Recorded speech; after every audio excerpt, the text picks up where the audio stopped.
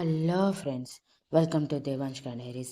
ఇప్పుడు మీరు వినబోతుంది నువ్వుంటే నా చేతగా స్టోరీలోని 67వ భాగం. శక్తి సిగ్గుతో ముడుచుకుపోతూ, బాబోయ్, ఇది నేనేనా రుద్ర గారు? నేను కాదు, మీరే ఆ మందులో ఏదో కలిపారు. అందుకే నేను స్పృహలేనట్టు బిహేవ్ చేశాను. ఇదంతా చీటింగ్, నేను ఒప్పుకోను అని చిన్నపిల్లల మారం చేస్తుంది. రుద్ర శక్తి మాటలకి సైడ్ స్మైల్ ఇస్తూ, అయితే అది నువ్వు కాదు, ఇప్పుడు మాత్రం నువ్వే అంటూ శక్తి టవల్ మీద చేయి పెట్టగానే శక్తి కంగారుగా రుద్రగారు అంటూ టవల్ని గట్టిగా పట్టుకొని బెదిరి కళ్ళతో చూస్తుంది. రుద్ర ఏంటి అన్నట్టు కళ్ళెగరేస్తూ భుజం నుంచి మెడ వరకు పెదాలతో రాస్తూ మెడ మీద కసుక్కున కొరికి, I want more and more sweetie అని హస్కీగా అంటూ తన చేతులు దూరం జరిపి టవల్ మీద చేయి పెట్టగానే శక్తి సిగ్గుతో కళ్ళు గట్టిగా మూసుకొని బెడ్షీట్ని గట్టిగా పిడికిలిలో బిగించి తల పక్కకి తిప్పగానే రుద్ర నవ్వుతూ శక్తి నుంచి వేరు చేసి ఏ ఆచ్ఛాదన లేని శక్తి అందాలను చూస్తూ తనని బెడ్ మీద పడుకోబెట్టి తన పెట్టిన హిక్కీస్ మీద పెదవులు అద్దుతూ, సారీ శక్తి, నువ్వు అలా చేసేసరికి నేను అవుట్ ఆఫ్ కంట్రోల్ అయిపోయి నువ్వు మత్తులో ఉన్నావన్నది కూడా మరిచి నీతో అలా బిహేవ్ చేశాను అని అంటాడు.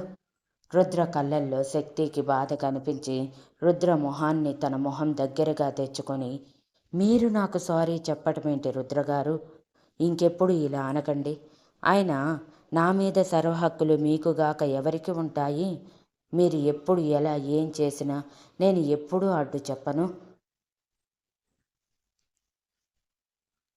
మీరే చూపించారు కదా ఫోన్లో నేనే మిమ్మల్ని ప్రేరేపించాను కాబట్టి ఇందులో మీ తప్పేమీ లేదు. ఎన్ని రోజుల నుంచి మీరు నాకు దూరంగా ఉన్నారో నాకు తెలియదా?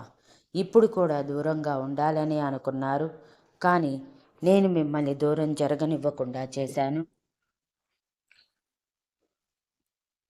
నా తప్పే ఇందులో ఎక్కువగా ఉంది, కాబట్టి మీరు అనవసరంగా ఫీల్ అవ్వకండి.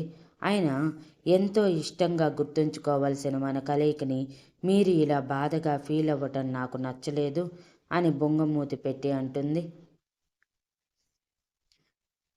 రుద్ర శక్తి మాటలకి ఆనందిస్తూ శక్తి చుట్టూ చేయి వేసి, అయితే మరోసారి జ్ఞాపకాలని పోగు చేసుకుందాం అంటూ మళ్ళీ శక్తి మీద దండయాత్ర ప్రారంభించి ఊపిరాడనివ్వకుండా చేస్తాడు.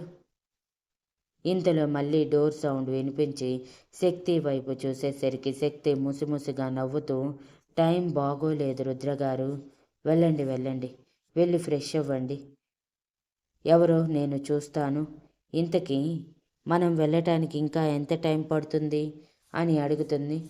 ఇంకొక 4 అవర్స్ అంతే, వెళ్ళిపోతాం అని అనగానే, అయితే వెళ్ళి ఫ్రెష్ అవ్వండి, చాలా ఆకలిగా ఉంది అని అనగానే రుద్ర ఆ పొజిషన్లో కూడా శక్తి ఆకలికి వెంటనే పైకి లేచి, ముందే చెప్పాలి కదా, ఇలా అన్నిటికీ ఎందుకు మూగముద్దులాగా ఉంటావు అని చిరుకోపంగా అరిచి టవల్ తీసుకొని వాష్రూంలోకి వెళ్తే శక్తి నవ్వుకుంటూ మురిపెంగా వెళ్తున్న రుద్రని చూసి నైట్ వేసుకున్న డ్రెస్ని మళ్ళీ వేసుకొని డోర్ ఓపెన్ చేయగానే, మేడం లంచ్ అని వినయంగా అడుగుతుంది ఎయిర్ హోస్ట్రెస్. శక్తి కావలసినవన్నీ చెప్పి లోపలికి వచ్చి 5 నిమిషాలు వెయిట్ చేయగానే రుద్ర ఫ్రెష్ అయ్యి డ్రెస్అప్ అయ్యి అక్కడే ఉన్న సోఫాలో కూర్చొని శక్తిని తన ఒడిలో కూర్చోబెట్టుకుని, పెయిన్ లేదు కదా అని ఎంతో లాలనగా శక్తి చెంప నిమురుతూ అడుగుతాడు. శక్తి నవ్వుతూ లేదు అన్నట్టు తల ఊపగానే, ఓకే పద, డిన్నర్ అరేంజ్ చేసి ఉంటారు అంటూ శక్తిని తీసుకొని బయటికి వచ్చేసరికి అప్పటికే డిషెస్ అక్కడే ఉన్న డైనింగ్ టేబుల్ మీద సర్దుతూ ఉంటారు ఎయిర్ హోస్ట్రెస్. తను అరేంజ్ చేసి పక్కనే నిలబడగానే రుద్ర తనని వెళ్ళిపోమని చెప్పి శక్తిని తన ఒడిలో కూర్చోబెట్టుకుని ఒకే ప్లేట్లో రోటీ కర్రీ పెట్టి రోటీ తుంచి శక్తి నోటి దగ్గర అందిస్తూ తను కూడా తింటూ లంచ్ ఫినిష్ చేస్తారు. లంచ్ అయిపోయాక అక్కడే కూర్చొని సరదాగా కబుర్లు చెప్పుకుంటూ ఉంటారు. అలా సాయంత్రానికి రుద్రశక్తి ఇద్దరు మాల్దీవ్స్లో దిగి ముందుగానే అరేంజ్ చేసుకున్న కార్స్లో వాళ్ళు బుక్ చేసుకున్న కాటేజ్కి వెళ్తారు. రుద్ర ఆ క్వార్టర్స్ మొత్తం వాళ్ళకి మాత్రమే ప్రైవసీ కోసం 15 రోజుల వరకు బుక్ చేస్తాడు. లగేజ్ మొత్తం తీసుకుని కాటేజ్ దగ్గరికి రాగానే శక్తి ఆ చుట్టూ వాతావరణం చూసి, ఇది మాల్దీవ్స్నా అని మెరిసే కళ్ళతో అడుగుతుంది. రుద్రశక్తి సంతోషాన్ని చూస్తూ అవును అని చెప్పగానే వావ్ సూపర్ అని రుద్రని గట్టిగా హత్తుకుంటుంది.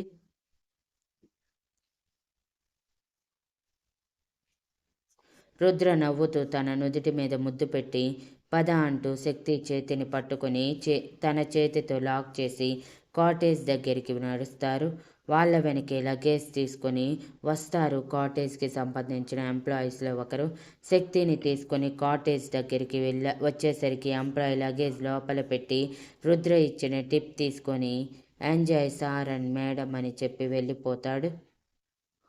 శక్తిని తీసుకుని రుద్ర లోపలికి అడుగు పెట్టడమే శక్తి కాటేజ్ని తన చారడేసి కళ్ళతో అనువనువు చూస్తూ వావ్ సూపర్ అంటూ కాటేజ్ మొత్తం తిరుగుతూ ఉంటుంది. ఆ కాటేజ్లో ఒక కిచెన్, ఒక హాల్లో టీవీ, సోఫా, 2 రూమ్స్, కింద పైన మరో 2 రూమ్స్. ఆ కాటేజ్ బయటికి వచ్చేసరికి స్విమ్మింగ్ పూల్లా చుట్టూ అంతా వాటర్ ఉంటాయి. రుద్ర నవ్వుతూ చేతులు కట్టుకుని శక్తి వైపే చూస్తూ నచ్చిందా అని అడుగుతాడు. శక్తి నవ్వుతూ రుద్ర వైపు చూసి నచ్చిందా ఏంటి రుద్ర గారు, చాలా చాలా నచ్చింది. ఫస్ట్ టైం ఇలాంటి ప్లేస్కి రావటం, వాటర్ మధ్య ఇలాంటి కాటేజెస్లో ఉంటే ఆ ఫీల్ వేరు, సూపర్ ఉంది అని స్వచ్ఛంగా నవ్వుతూ అంటుంది. సరే పద ఫ్రెష్ అయ్యి డిన్నర్ ఆర్డర్ చేసుకుందాం అంటూ శక్తిని ఎత్తుకొని కింద ఉన్న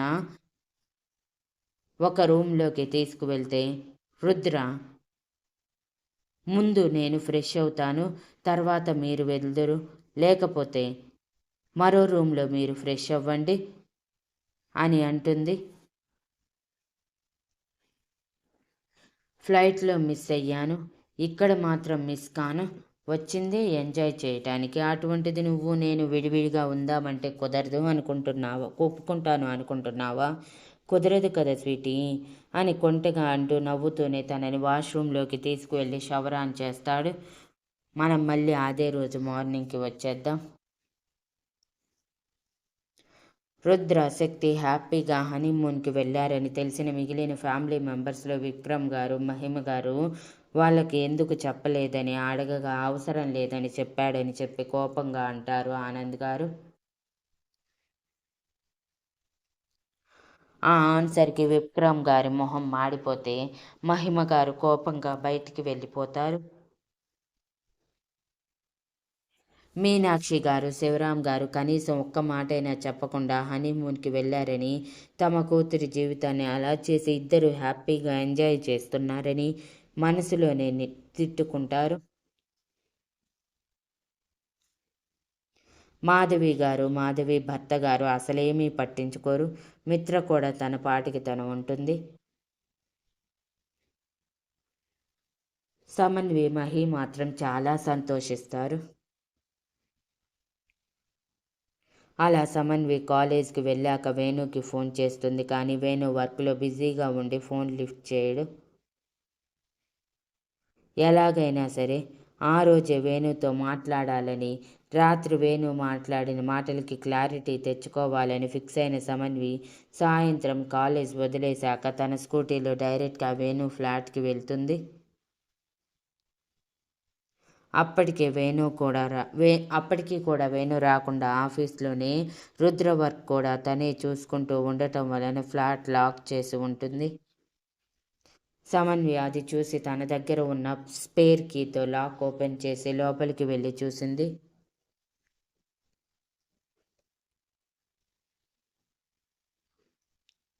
స్పేర్ కీ సమన్వి వేణు దగ్గర నుంచి ఎప్పుడో కొట్టేస్తుంది. ఎప్పుడైనా వేణు దగ్గరికి రావాలి అనిపిస్తే అవసరం పడుతుందని.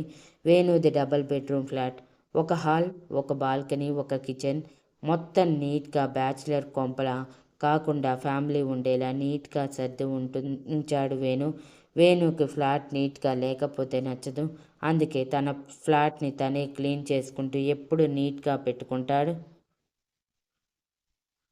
ఆడవాళ్ళు లేకపోయినా ఫ్లాట్ బాగానే ఉంది అనుకుంటూ సమన్వి తన కాలేజ్ బ్యాగ్ సోఫాలో విసిరేసి నా వాడు వచ్చేలోపు ఏదైనా చేద్దామనుకుంటూ కిచెన్లోకి వెళ్తుంది. అప్పుడు గుర్తొస్తుంది సమన్వికి వంట రాదని. వెంటనే యూట్యూబ్ ఓపెన్ చేసి ఈజీగా అయ్యే మ్యాగీ ఎలా చెయ్యాలో చూసి అది చేసుకొని తనకి కొంచెం పక్కన తీసుకొని తింటుంది. నైట్ 7కి ఇంటికి వచ్చిన వేణు తన ఫ్లాట్ ఓపెన్ చేసి ఉండటం చూసి ఎవరైనా దొంగలు పడ్డారేమోనని స్పీడ్గా లోపలికి వచ్చేసరికి సోఫాలో సాఫీగా కూర్చొని బాసిమఠం వేసుకొని కూర్చొని స్నాక్స్ ఒక ప్లేట్లో పెట్టుకొని మరో గ్లాస్లో జ్యూస్ పోసుకొని టీవీలో హర్రర్ మూవీ చూస్తూ ఎంజాయ్ చేస్తుంది సమన్వి. సమన్విని అక్కడ చూసిన వేణు ముందు షాక్ అయిన తర్వాత కోపంగా సమన్వి ఎదురుగా నిలబడి ఎందుకు వచ్చావు ఇక్కడికి? ఆయన ఈ టైంలో ఒంటరి మగాడి ఫ్లాట్కి రావటం ఎంత తప్పో తెలియదా? మీ అన్నయ్యకి ఈ విషయం తెలిస్తే నిన్నెంత కోపడతాడో తెలుసా? ఇంత కేర్లెస్గా ఉంటున్నావు ఏంటి సమన్వి? వెళ్ళు ముందు నువ్వు ఇక్కడి నుంచి అంటూ తన చేయి పట్టుకొని పైకి లాక్కెళ్తూ ఉంటాడు. సమన్వి తన చేతిని వేణు చేతిలో నుంచి లాక్కొని అన్నయ్య లేడు, హనీమూన్కి వెళ్ళాడు. ఆ ఏర్పాట్లు చేసింది కూడా నువ్వేనని నాకు తెలుసు. అయినా అన్నయ్యకి తెలిసినా పెద్ద ప్రాబ్లం లేదు. ముందు నువ్వు నిన్న వాగిన పిచ్చివాగుడు గురించి క్లారిటీ ఇవ్వు, వెళ్ళిపోతాను. దాని గురించి తెలుసుకునే వరకు నాకు బుర్ర పని చేయదు అని సీరియస్గా చేతులు కట్టుకొని అడుగుతుంది. వేణుకి అప్పుడు జరిగిందంతా గుర్తుకు వచ్చి కోపంతో పళ్ళును పటపట నూరుతూ సమన్వి భుజాలు పట్టుకొని కుదిపేస్తూ నీకెంత ధైర్యం ఉంటే మీ అన్నయ్యతో నన్ను ప్రేమిస్తున్నావని చెప్పేస్తావు? వాడు నా గురించి ఏమనుకుంటాడు అని మినిమం ఆలోచన కూడా లేదా? వాడు తిరిగి వచ్చాక నేను వాడిని ఎలా ఫేస్ చేస్తాననుకున్నావు? పొరపాటున వాడు నన్ను తప్పుగా అర్థం చేసుకొని ఆస్తి కోసం నిన్ను ట్రాప్ చేశాడని అనుకుంటే ఎలా? ఒక్కగానొక్క స్నేహాన్ని నేను పాడు చేయాలని కక్కన కట్టుకున్నావా అని రౌద్రంగా అరుస్తాడు.